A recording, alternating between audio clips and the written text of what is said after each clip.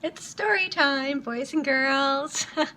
I just posted about having this sent to me, this book that is a compilation and contains an article that I wrote 7 years ago about my young grandson. And I've had so many people wanting to have a copy, and unfortunately it's out of print right now. So I thought I would do the next best thing, which is just to share a little bit of I'm going to read just part of it, the part that it's entitled Faith Through the Eyes of a Child. And I'm just going to include the first little bit, otherwise we'll be here all day. Okay, so this is about law of attraction and how just a young child taught me really how, okay, everything's good there, how it all works. So, Faith Through the Eyes of a Child by Alexandria Barker. It took a death to awaken me to my spirituality. Witnessing my father's transition, seeing how his spirit remained undaunted despite his failing body, I suddenly knew in every fiber of my being that we are not merely flesh and blood. Somehow this knowing had evaded me during my first 42 years, despite the efforts church leaders had made to impress it on me. But suddenly there was no escaping the truth that we are spiritual beings having a human experience. This was a huge realization for me that prompted huge change in my life. I suddenly began studying meditation and many forms of energy healing, such as Reiki, and found myself delving deeply into holistic forms of healing. It lit a fire within me unlike anything else ever has. I immersed myself in workshops and read everything I could get my hands on, and soon found myself devoting my newspaper column to holistic practices I felt would serve my readers. The response I received prompted me to write my first book, Relief Beyond Belief, Exploring the World of Natural Healing. To create the book, I researched, experienced, and wrote about 30 different holistic therapies. This led to hosting and producing the Relief Beyond Belief TV talk show, which I hosted bi-weekly for 2 years, and publishing the Relief Beyond Belief quarterly magazine for 3 years. I consciously worked with affirmations, visualization, and meditation to achieve these goals, not knowing the law of attraction was responsible for the results I was getting, until I discovered the Abraham Hicks teachings. This began an in-depth study of Abraham's wisdom and that of other law of attraction specialists. I traveled the country participating in training seminars with several teachers featured in The Secret, because I intuitively knew my destiny was to teach these life-changing principles to others.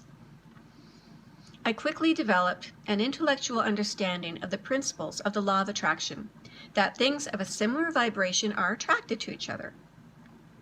But it didn't seem to work consistently for me. The things I wanted to materialize in my life tended to arrive slowly, if at all, which became very frustrating for me. I soon realized I needed a system, an easy-breezy system guaranteed to keep me in the state of mind you have to be in to create beautiful things in your life. I couldn't really find one that fit, so I created one for myself, drawing on the many techniques I had learned from the masters, as well as some that my intuition guided me to include. For example, I was guided to marry these law of attraction techniques to our own energy systems, our chakras. I trusted this intuition and acted on it. My wishful thanking program is the result. For me, it's made all the difference. Things I identify as desires come to me with an ever-increasing speed and frequency. Keeping my ideal foremost in my mind with these daily practices has been the missing link. Still, I needed a little child to lead the way. In my experience, nothing restores one's faith quicker and more completely than gazing into the eyes of a newborn child. I am very blessed to have had this experience not only with my own 3 children, but with my 6 grandchildren. Each one is special in his or her own way, and I cherish each of them. But there's one I've enjoyed more frequent contact with due to proximity. Cashton was born on summer solstice 4 years ago. It is no mistake that this bright light came into the world on the day the most light is on the planet. His mama, auntie, and Nana, me, are all schooled in the art of Reiki, so he's received this powerful healing energy since we knew of his existence. Almost from the time of his home birth, with no drugs, no intervention, it's been apparent that he is a healer and a teacher. He routinely demonstrates gentleness and compassion far beyond his years. I'm excited to see how this develops as he grows, especially since he's also demonstrated a clear understanding of the law of attraction. I am a law of attraction author and coach, and have been practicing the art of deliberate creation for many years. But I have yet to master the ease with which he attracts his heart's desire. This next little sub-story is called I Want to See Piggies. I live in beautiful rural Ontario, surrounded by farmland. Cash and I routinely stroll down the quiet country roads to visit the livestock. One day, when he was about 3, Cash commented that he was tired of seeing cows. "I want to see different animals today, Nan," he commented. "I want to see piggies." "Oh, sorry, sweetie," I replied. "Nobody around here has piggies. Just cows, horses, donkeys, and chickens. But Nan needs eggs, so we can go visit the horsies and get some eggs. That'll be fun." "I still want to see piggies," he said, grumbling. But horses were better than nothing, so off we went. As we approached the farm, we were greeted by empty fields where the horses and donkeys usually romp. We proceeded to the house where free-run eggs were available in the outdoor fridge to buy on the honor system. The farmer came out of the house when we arrived, which was uncommon in itself. Cash inquired about the horsies, who, as it turns out, were at a neighbor's. "But perhaps the little fellow would like to see our pigs," he suggested. My jaw dropped. "You have pigs?" "We just got them," he replied, directing us down the road and around the corner where, sure enough, 5 large pigs were rolling about in the muck. Cash was delighted, but did not appear particularly surprised. After all, he had made his intention clear to the universe. He wanted piggies, and piggies he got. On the walk home, I contemplated his success, and what a great law of attraction teacher he was. He had held a clear expectation of his desire, despite the fact that a trusted grown-up had advised him differently. It reminded me that we don't have to know how something will come about. All we have to do is hold the vision of what we want, suspend disbelief, and we'll receive it. I chose to focus on this aspect of the event rather than chastise myself for having tried to convince him that he couldn't possibly have what he wanted. Of course, I'd only been trying to spare him disappointment. I was totally well-meaning, and I suspect many of us get derailed that way by listening to others. I admired that he had been able to hold his own despite that. This next little bit is called A Flower for Mama's Hair. It was early March, and my gardens were covered with snow. Cassie and I gazed out the window, wishing for spring. We entertained ourselves by pretending we were looking out at beautiful spring blossoms, blue skies, and singing birds, instead of another day of gray. He asked if he could pick flowers when they bloomed, and I said yes, of course, as always. It was a great way to spend the last hour of our day together before my daughter came to pick him up.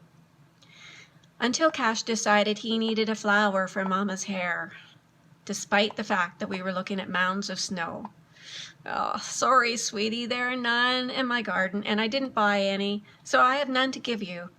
But as soon as it's spring, you can pick lots for Mama." This didn't quite do it for Cash. It was too late. He had already determined he had to have a flower.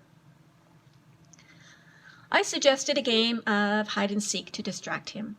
We routinely played this toward the end of the day, and his favorite part was finding a great spot, then hiding there until his mother found him. But on this day, because he was so focused on a flower for his mama, that wasn't even enough of a distraction. So I added, "I have a good spot we haven't used." It was true. Somehow the empty bathroom vanity in my ensuite bathroom had escaped our notice as the perfect hiding place for a small boy. I quickly brought him up and showed him, and then turned my head to count as he clambered inside.